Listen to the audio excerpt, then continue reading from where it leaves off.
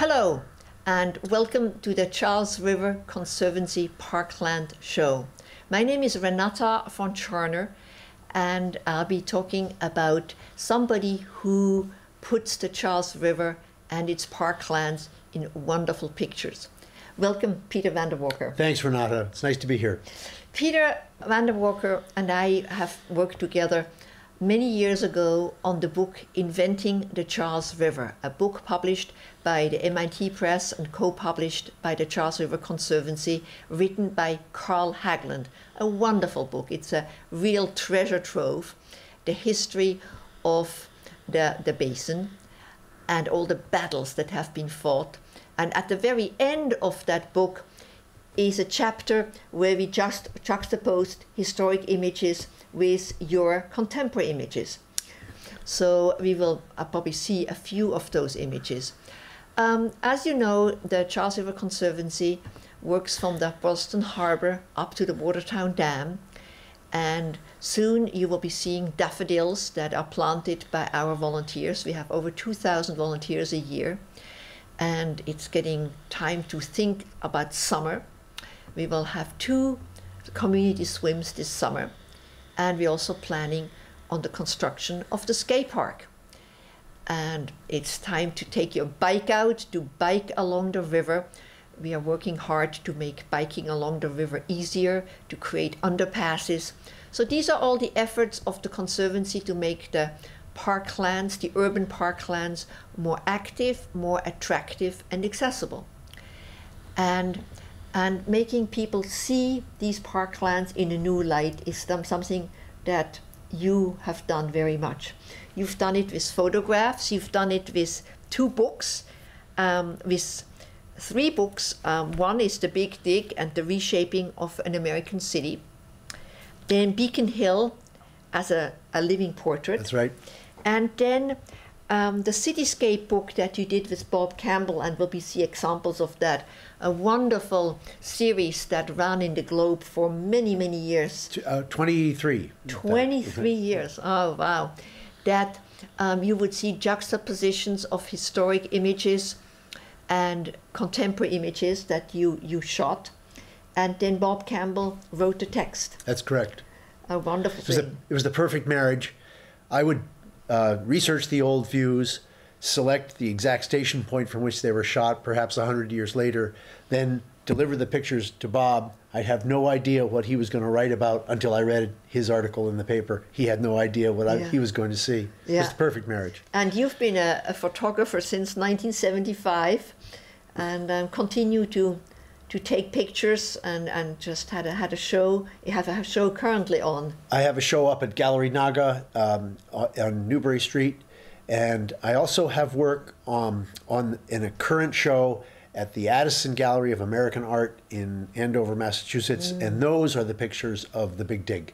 Oh. The show there is called Industrial Strength, and it's a very strong show. I'm glad to be in it. Yep. Good, and we'll see some examples of that. So we will be looking at some of your pictures, and we will start even further upriver than this map shows. And then we will gradually move down the river until we come to the Zakem Bunker Hill Bridge and come to the Big Dig, which will lead us into the pictures that you have done of the Big Dig, and then you moved into more abstraction and natural That's correct. Pictures. Yes. So let's start with this example of the cityscapes. Tell us what we're looking at. It's a good place to begin. I grew up less than 5 miles from where this picture was taken. Norumbega was, back when I was young, was a place where you went for water sports, and there was a marvelous amusement park there, pedal-powered paddle boats. And in this picture, of course, you're seeing canoeists. The 2 canoeists in the new view, that you notice I put them in the same location as the canoeists from 100 years earlier, are the fellows that run the Charles River water, the canoe and boat rental spot that's right shown in the picture. Unfortunately, this bucolic setting is really a lovely park. In about 1970 or so, the Marriott Corporation built a huge hotel there, and that it's wonderful for the hotel guests to look out at the lake, but it's not so good for the canoeists to have that big thing. It's where 128 crosses the Charles. It's exactly right. Yeah. And the interesting history, I think, about these spots is that they were invented by the street railway company. They wanted a terminus for their railway lines, and Norumbega was the perfect place. And once the streetcar line was built out to Norumbega, then the riders had a destination, and you could sell real estate along the way, all the way through Newton. So we're coming now a bit closer to Cambridge. This is a wonderful picture of the Western Avenue Bridge, where on the left-hand side, on the Boston side, that's where we planning to put in underpasses. Terrific. Yeah, and this is really a glorious picture you captured here. I love the picture, and I love it because that you don't see the dreadful crossing if you're on Western Avenue, where the pavement is bad and the traffic is bad and the views are bad. Yeah. This is really lovely. I mean, it's a very, very graceful bridge, and it you know, we'll talk a lot about how the Charles River Basin is a largely manufactured space. It was done over Carl Hagelin's book is perfectly titled, Inventing the Charles River. Yeah. And that's what I think is the strength of it. Yeah. Another one of your series with Bob Campbell, it's actually the Anderson Bridge, which is just upriver from the Western Avenue Bridge. This was when Harvard realized they were a huge football power back in 1906, and they realized they needed a stadium, and that they did not have room in Cambridge. Even in 1906, Cambridge was a crowded town. So they hopped across the river, and soon after that, the B School followed, and now Harvard is again poised to build more campuses across on the Boston side of the river. But it's a huge, it's a beautiful building, the stadium, because it's one of the first large poured concrete buildings in this part of the world. And here the Anderson Bridge is still a drawbridge because boats had to go up to the Arsenal, and the current bridge, the Anderson Bridge is now no longer open for big boats. Here we come from the air, the same bridge, the same Weld boathouse, and this picture also I've seen so many times, and it's in the book. It's a real classic picture of the Charles. I love the picture.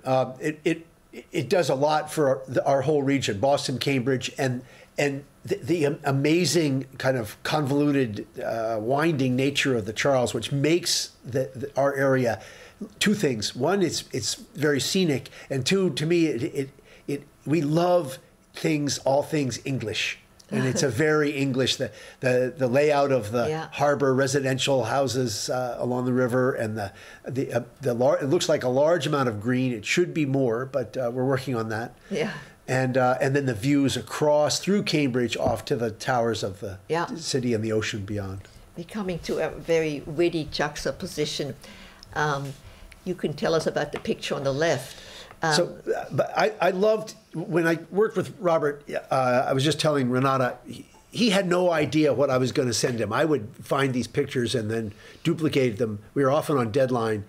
And at one time, I really spent some time. I loved this picture of Houdini on the left. It's early in 1908, and he's shackled and padlocked and thrown into the Charles River. I decided to restage the image using Renata, and the fellow in the new view on the right in chains is John de Villers, who was the head of the EPA at the time we did this reenactment. And he is a big advocate for swimming. He has been very active on the Swimmable Charles initiative and helped us form a commission that the governor appointed. So he is not so much he's a swim advocate. And so in a way, that picture tells two different stories. Right. And of course, the joke is that John's promise was that he'd have the Charles River swimmable by this date, or she could throw him in the water. Exactly. Right. Exactly.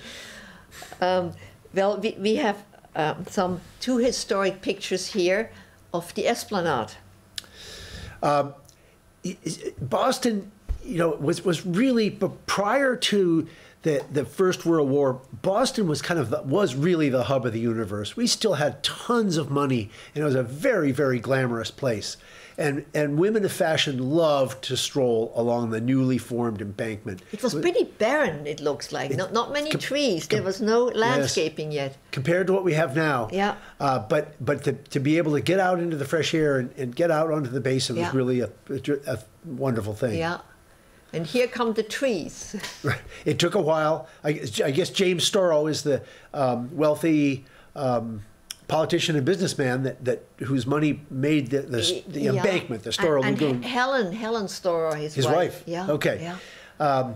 And so, you know, this is part of this manufactured, engineered, and really designed public open space that uses the river basin as its doorstep. And that was before Storrow Drive was there, and when the Storrows gave the gift to the city, they said they give it under the condition that it will never be a road. And we all know what's there now, and we know what's happened.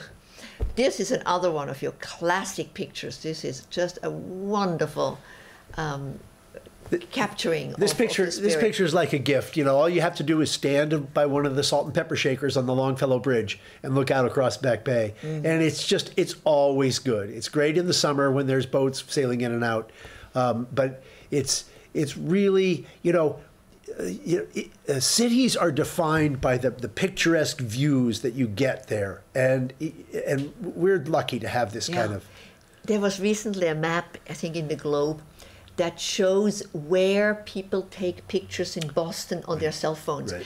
And the Longfellow Bridge was one of the most used for photography elements. And when we tried to work on making the sidewalks wider, a group, Walk Boston, was very much instrumental in that. They told people, look, this is a real tourist destination. People come here to take pictures. Yeah. Another one. That's from the air. That is not from the bridge, but that's another one. I did a helicopter shoot for the Esplanade Association. They're the group that's trying to clean up, restore the Esplanade, and really optimize it for year-round public use. One of the great ideas they have is a big public fall and wintertime fireplace. You know, imagine being able to sit outside, you know, like at a ski area with a big fire going, and it could be snowing outside, but you'd be nice and warm. And we're working with them on the swim. The dock there in the foreground is where we have the swim race and the community swim. It's a group we very much enjoy working with. They created an enormous vision for this area. And here, that's of course a picture we all love and know, where for $1 you can learn how to sail. It's really extraordinary. I spend a lot of time now. I've been doing this for 30 years, but I just like walking around the city, and some pictures are like this. Thousands of people have taken these pictures, and that's fine. But there are other parts of the city where you get amazing, unique views. We're going to travel to the lesser traveled parts of the city a little bit later. Well, this is a picture that you really captured a very important moment on the 4th of July here. And I had never realized how much light from the Longfellow Bridge is reflected in the water, and it's like a light show. It's beautiful, and you see in the middle of the picture, in the distance on the river, it's just carpeted with pleasure boats who are waiting for the fireworks to start and the concert to go off. Yeah, yeah. And a very different season here. Here we are at One Memorial Drive, looking back towards Boston in the winter, but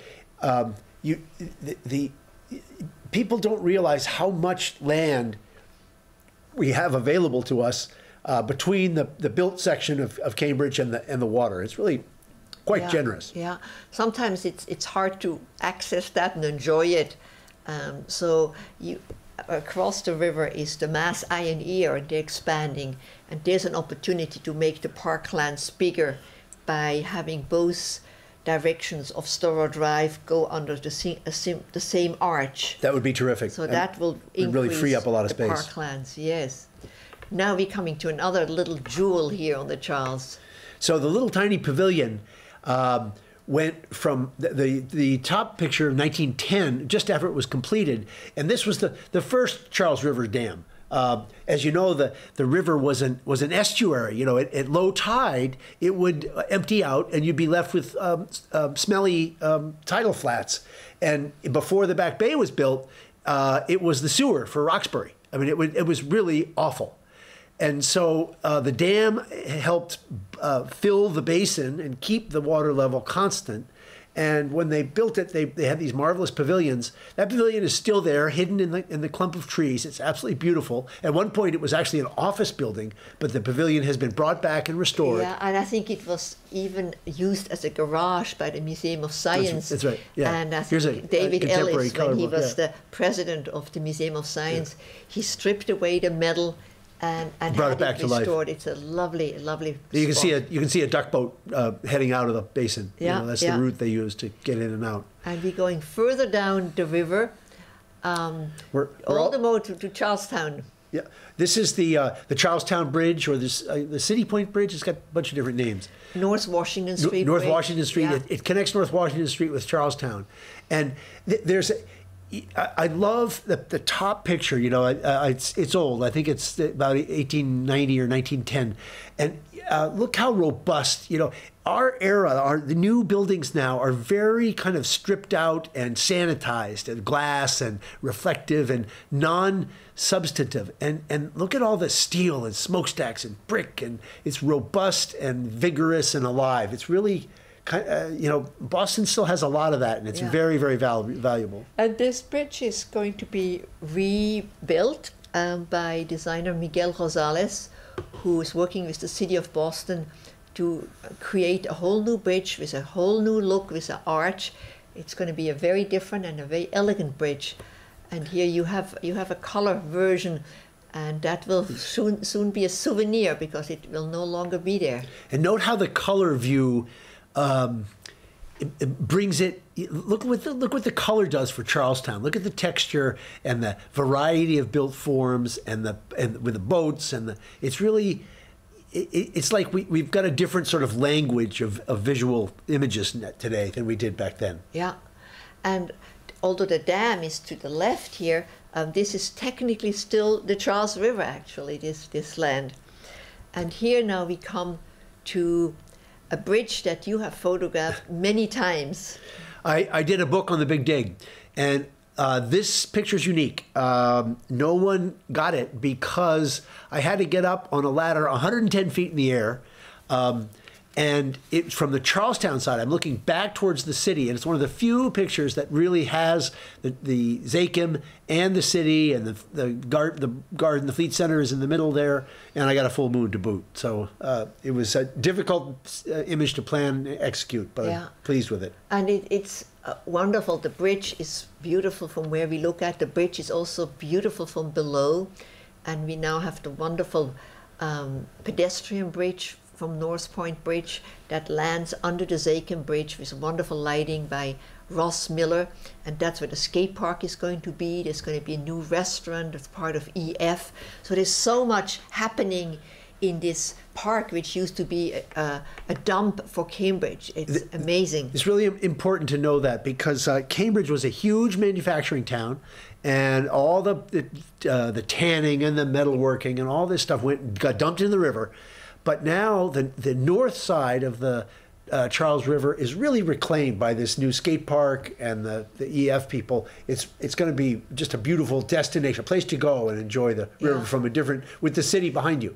And we know that the Big Dig was expensive, but 100 million of the Big Dig money is being used, and already has been used, for mitigation and to create the North Point Park. And recently, the state also received 32 million in federal stimulus money to create the North Bank Bridge to connect North Point Park with Charlestown. So when your friends from the Midwest, I have some friends out there, and they are always complaining about our $14 billion Big Dig project. Tell them we fixed up our city and we fixed up our transit with that money, and they should try to do the same thing. Yeah. It's the best money you can spend. So this is the lead-in to your big dig pictures, and these are the ones that are currently on show at the Naga Gallery. That's right.